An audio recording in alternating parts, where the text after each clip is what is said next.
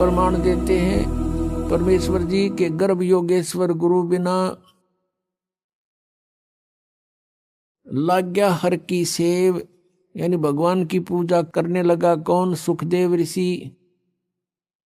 मां के गर्भ से ही उसको ज्ञान हो गया था कि इस संसार में बहुत ज्यादा समस्याएं हैं और बाहर जाते ही हमारी बुद्धि पर पत्थर गिर जाते हैं। मां के गर्भ में इस प्राणी को सब याद रहता है कि तेरा उद्देश्य क्या है और तू पहले जन्मों में कितने कितने कष्ट उठा चुका है, जिस कारण से 12 वर्ष तक मां के गर्भ से बाहर नहीं आया। सुखदेव ऋषि, ब्रह्मा विष्णु महेश ने उनसे कहा कि आप बाहर आओ, नहीं तो यह मर्यादा बदल जाएगी। 12 वर्ष तक माताएं कैसे बच्चों को गर्भ में रखेंगी? 9 महीने में बहुत परेशानियां हो जाती हैं। तब सुखदेव ऋषि ने कहा था कि बाहर आते ही आपके तीनों गुण हमें चेतनाहीन कर देते हैं, पूर्व की कोई जानकारी हमें नहीं रहती और हम अपने उद्देश्य को भूल जाते हैं। अंदर से ही वार्ता कर रहा है सुखदेव ऋषि।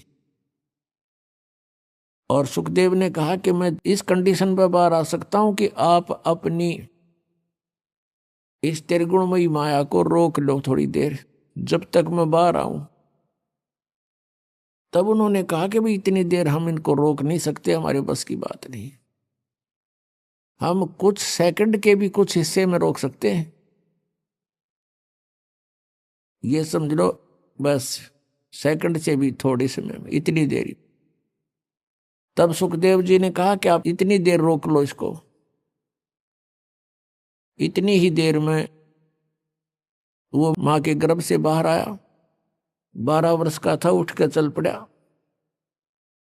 अपनी और नाल को कंधे पर डाल लिया। सुखदेव ऋषि के जो पिता थे व्यास जी, व्यास जी ने कहा पुत्र तेरी मैंने 12 वर्ष तक इंतजार की है, कम से कम दर्शन तो दिखा।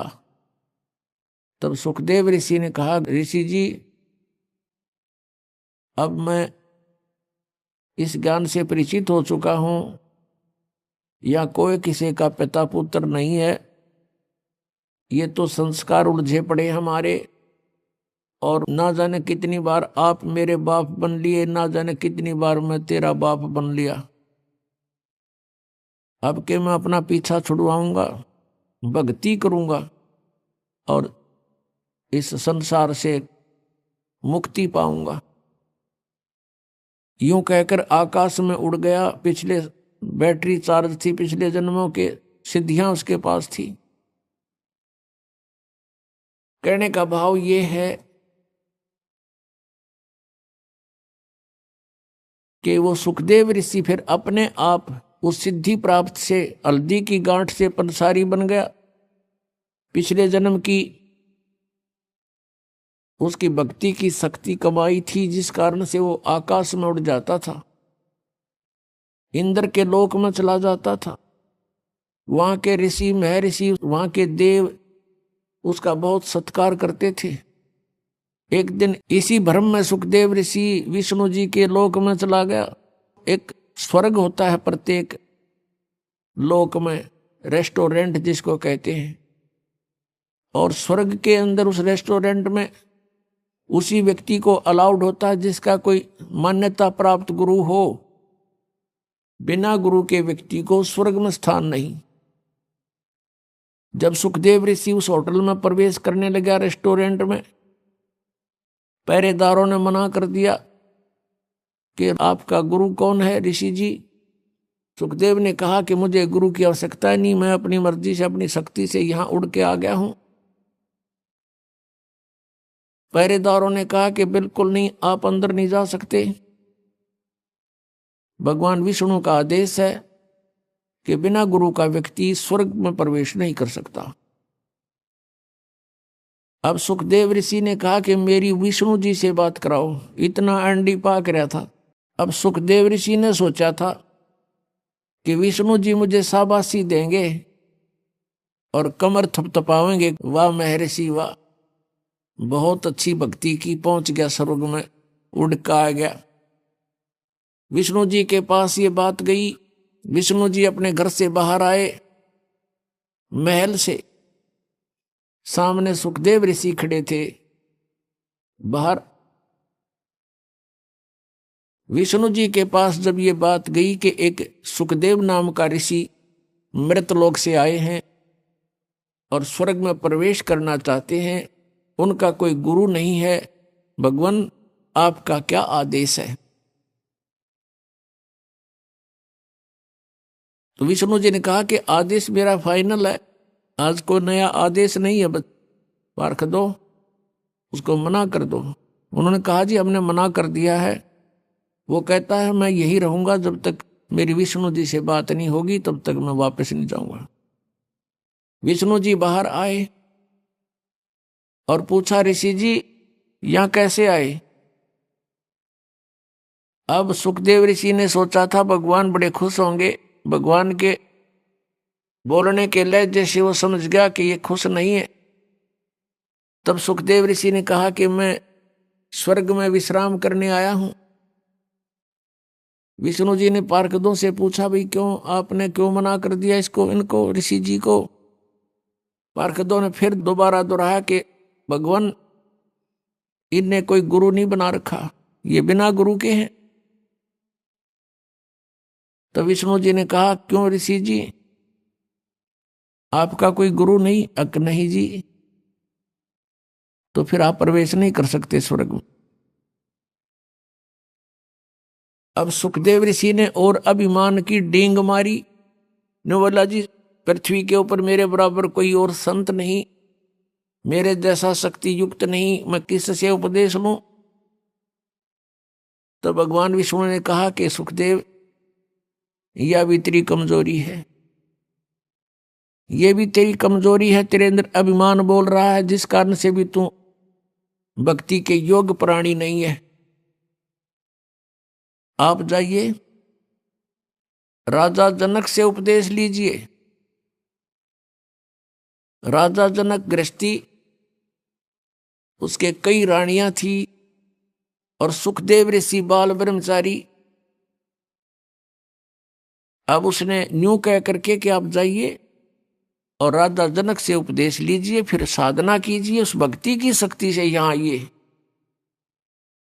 यूं कहकर भगवान विष्णु तो अपने महल में रिटर्न करके वापस चले गए। अब सुखदेव ऋषि ने सोचा भाई बड़ी बात हुई है, तो राजा जनक गृहस्थी भाई और कैसे शीश निभाऊं जाई। अब ये दो सन्यास ले लेते हैं, साधु संत बन जाते हैं, लाल कपड़े पहन कर जटा वटा रखा के। ये अपने आप को सुपीरियर मानते हैं और आम जनता गृहस्थियों को ये हे समझते हैं। इनकी इतनी बुद्धि खराब हो जाती है और ये इनकी अपनी ये सोच है। पिछला इतिहास देख लो, जिन भी महापुरुषों ने परमात्मा पाया और जिनके आज गुण गाए जाते हैं, वो सभी गृहस्थी थे, बाल बच्चेदार थे। आदरणीय धर्मदास साहिब जी, आदरणीय मुल्कदास साहिब जी, आदरणीय नानक साहिब जी, एक दादू साहिब जो थे वो बाल बच्चे नहीं थे उनके। आदरणीय गीसादास साहिब जी, आदरणीय गरीबदास साहिब जी, गांव छुड़ानी, जिला झज्जर वाले।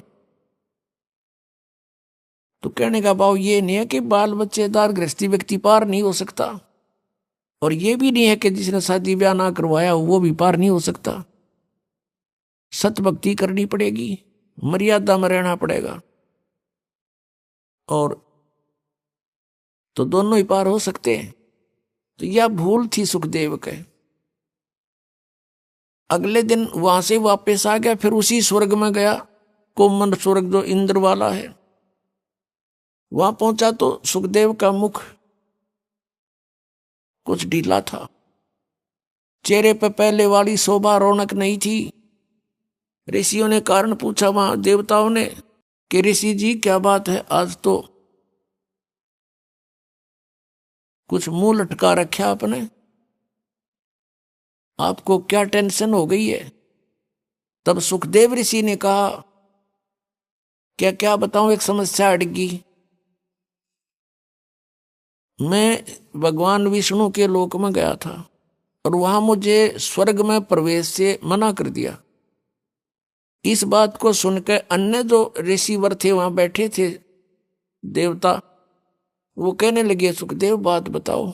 भगवान विष्णु तो बड़े प्रसन्न होते हैं साधु संतों को देख करके, कोई गलती गड़बड़ है हुआ बता। तब सुखदेव ने बताया कि उन्होंने इसलिए मना कर दिया कि मेरा गुरु नहीं था।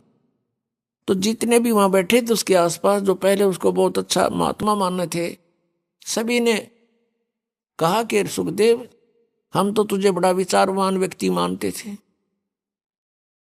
और आज आप निगुरे फिर रहे हो, धिक्कार है तेरे जीवन को। और दूसरी बात, एक बात बता, जो भगवान ने भी तुझे कह दिया कि गुरु बना, अब अग्रम अग्रम कैसी रखे हुए तू? तब सुखदेव ऋषि ने कहा कि एक समस्या आ गई। भगवान विष्णु जी ने कहा कि राजा जनक से नाम ले ले। और कहते राजा जनक गृहस्थी बाई और कैसे शीश निवाऊं जाई। सुखदेव बोले वचन विवेका, हमने स्त्री का मुंह नहीं देखा। अब वो ऋषि कहने लगे, भाई एक बात बता, जब भगवान विष्णु ने कह दिया तेरे तुम वहां नाम ले तू जाके, और फिर भी आप ऐसी बातें कर रहे हो। देखो, बिना गुरु के आपके पिछले जो संस्कार हैं, आपकी भक्ति शक्ति है, ये कुछ दिन चलेगी, सदा नहीं रहेगी। और अगले जीवन में गधे की योनि में भी जा सकता है प्राणी। अब इतना सुनते ही उसका कलेजा हिल गया। और कुछ मेर भगवान की होती है विशेष। तो सुखदेव ऋषि को अपने पिछले जन्म की बातें याद आ गई। यह भी रजा भगवान की थी उस पर। उसकी बुद्धि ऑन कर दी, अंतर से उसका वह फिल्म चालू कर दी, उसको पिछले जन्म दिखाई देने लगे। वो देख रहा अपने बीते हुए जीवनों की मूवी अंदर अंतःकरण में। उसने क्या देखा कि एक बार गधे की योनि भोग रहा है, अंधा हो गया, उसको छोड़ दिया, मालिक ने मारा, लठ निकाल दिया। घर अंधा होने के बाद एक पगडंडी पर चला जा रहा है जंगल में, आगे एक नाला था, उसमें गिरने लगा तो छलांग लगानी चाहिए, बीच में फंस गया। नाला थोड़ा ही था, आगे मुंह टिक गया, पीछे पीठ, बैक साइड मड़ गया, टांग लटके नाले में, आगे पीछे फेट हो गया उसके ऊपर नाले में। और 1 हफ्ते तक भुगत कर मरा, किसी ने नहीं निकाला। आने जाने वाला आदमी इक्का दुक्का आता था, वो निकाल नहीं सका उसको, और उसके ऊपर पैर रखकर पुली बना के पार हो जा, उसकी पुल बना लिया। इस दृष्टांत से उसका कलेजा हिल गया, रोम रोम कांप गया। सुखदेव ऋषि उसी से मैं उठकर चल पड़ा। फिर भी मन बड़ा उस्ताद है, अपने पिताजी व्यास जी के पास आया, व्यास जी से प्रार्थना की कि हे ऋषिवर, क्या गुरु के बिना मोक्ष नहीं हो सकता? अब व्यास जी ने कहा कि नहीं बेटा, गुरु के बिना मोक्ष नहीं हो सकता, कोई भी साधना सफल नहीं हो सकती, मोक्ष तो दूर की बात है। तब सुखदेव ऋषि ने कहा कि हे पिताजी, मैं विष्णु जी के लोक में गया था, उन्होंने मुझे वहां रहने से मना कर दिया। व्यास जी ने फिर यही बात दोहराई कि कारण बता। वो ऐसे नहीं करते, कभी किसी को वापस नहीं करते, वो तो सीने से लगाते हैं भगवान विष्णु। तो तब नीचे को गर्दन करके कहता है कि मैंने गुरु नहीं बना रखा, उन्होंने कंडीशन रखी हुई है कि गुरुमुख व्यक्ति ही यहां आ सकता है। तो व्यास जी ने पूछा, क्या बेटा तेने गुरु नहीं बनाया? अगर नहीं। अब व्यास जी कहने लगे, बेटा मैंने ये सोचा था पुत्र कि मेरा नाम रोशन करेगा। अरे तूने तो नरक में जाने की तैयारी कर ली, इतना समय खो दिया, और मुझसे तू चला गया था, दर्शन भी ना दिए थे। चल मैंने सब्र कर लिया था, मेरा पुत्र अपनी भक्ति करके कल्याण करवा लेगा। अरे तू तो नरक की टिकट ले ली तूने। कहते हैं जो विद्वान पुरुष होते हैं एक ही हिसाब की बातें करते, उसमें अग्रम अग्रम नहीं होती, कोई कंसेशन नहीं होती। तो सुखदेव ऋषि ने कहा कि भगवान ने एक समस्या पैदा कर दी। उन्होंने कहा कि तू राजा जनक से नाम ले ले, और राजा जनक तो बाल बच्चेदार है, उसकी कई रानियां हैं। अब मैं उसको कैसे प्रणाम करूंगा गुरु रूप में। व्यास जी ने माथे का हाथ मारा, अरे भले आदमी, तेरा जन्म गृहस्थी तो होया, मैं गृहस्थी, मेरा बाप गृहस्थी, तेरे दादे परदादे सारे गृहस्थी, उनके बिना तेरा जन्म कहाँ से होता। और जब भगवान ने ये कह दिया और तू फिर बकवाद कर रहा है, तू ऋषि तो छोड़, तू तो एक आम जनसाधारण भी नहीं है। इतनी कड़वी बात अपने पुत्र को कहनी पड़ी उसके हित के लिए ऋषि व्यास जी ने। और पुत्र जाके पैर पकड़ ले राजा जनक के, महापुरुष है एक नंबर के। अपने आत्मा कहते मरता क्या नहीं करता, वहां से आ गया, राजा जनक के पास आया। शाम का समय था। राजा जनक ने कहा अपने नौकरों से कि भी महापुरुष आए हैं, आसन लगा दो। अब वो नौकर लगे उनका ऊंचा आसन लगाने के लिए, तैयारी करी, कपड़े उपड़े लाए। तब सुखदेव जी ने कहा कि नहीं महाराज जी, मैं तो जमीन पर बैठूंगा। अब राजा जनक ने कहा कि हे महात्मा जी, मेरी बेइज्जती मत करो, आप महापुरुष हो, हम गृहस्थी व्यक्ति हैं, हमारा दर्जा जमीन पर बैठने का है, आपका ऊंच आसन पर बैठने का है, आप ब्राह्मण हैं। सुखदेव ऋषि चुपचाप नीचे बैठ गया कि नहीं, मैं आपको गुरु बनाने आया हूं। अब यह राजा जनक का जैसे नहीं कि एक ब्राह्मण क्षत्रिय को गुरु बनाने आ गया। और उसमें तो बहुत इनके अंदर जो है ना महत्व था, अपना महत्व मानते थे, अभिमान था ब्राह्मणों में, ऋषियों में। तब सुखदेव ऋषि को नीचे बैठा देखा तो सोच गया कि कुछ बात है। उन सारी कहानी बता दी। मैं विष्णु जी के लोक में गया था, वहां मुझे रहने से मना कर दिया क्योंकि मेरा गुरु नहीं था। और सभी ऋषियों ने एक ही राय दी है, मैं आपको गुरु बनाऊं, मेरे सामने और विकल्प नहीं रहा। तब राजा जनक ने कहा कि सुबह उपदेश दूंगा। तो सुबह जब राजा जनक ने कहा ऋषि जी बैठ जाओ, नीचे जमीन पर आसन लगवा दिया। राजा जनक ने अपनी पटरानी से, जो कई रानियां थी उनमें से एक मुख्य थी, जो उससे कहा कि आप मुझे स्नान कराओ और मेरी व्यवस्था करो, मैंने स्नान करके नाम दूंगा, उपदेश दूंगा ऋषि को। अब नो सामने सुखदेव ऋषि बैठा, वहीं पर एक चूल्हा जला दिया, उसके ऊपर एक पतीला रख दिया और चूल्हे में 6 मोटे लकड़ जला करके और पानी को ऐसे उबाल दिया, जल को जैसे चाय बनाया करें, उबलन लग जाओ। और राजा जनक ने अपना नहाने का पाटड़ा वहीं साथ में डलवा लिया, उबलते चूल्हे के साथ में। उस पानी का जहां उबल रहा था, गर्म हो रहा था, वहीं साथ में रखवा दिया। और उसकी कपड़े काट के बैठ गया, धोती बांध गए। उसकी पत्नी जो मेन जो रानी थी, वाइफ थी उसकी, वो क्या करती है, उबलते पानी में तो उबलते पतीले में से लोटा भरे और राजा जनक की चोटी में गिरे और हाथ से नहावे। और उधर से सुखदेव ऋषि नो सुकड़े पाछे नोवे, अगदड़ेगा यू, वह फिर लोटा डाले, जब वो पाछे न सुकड़े अगदल गया। राजा जनक देख रहा था उसकी इस गतिविधि को और कहा, व्यास के पुत्र, तू तो बाल ब्रह्मचारी, मैं गृहस्थी व्यक्ति, मेरे स्नान करने के बाद जो ये पानी बह करके नाली में जा रहा है, गटर में, इसमें उंगली दे दे बेटा, जब जानो तो किसा योगी है। इन्होंने बोला मैं ना दूं इसमें उंगली, मेरी तो उंगली जल जाए, इतना गर्म है तो मैं ना गलती करूं ऐसी।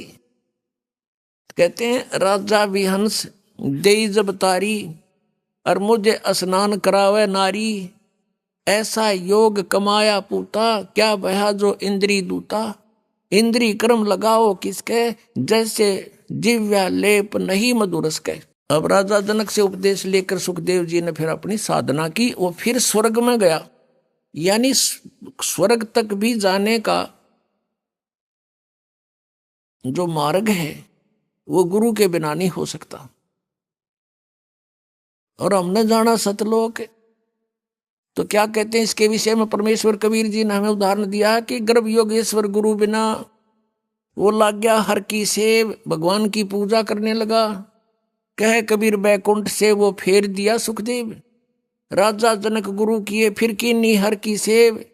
कह कबीर बैकुंठ में फिर चले गए सुखदेव।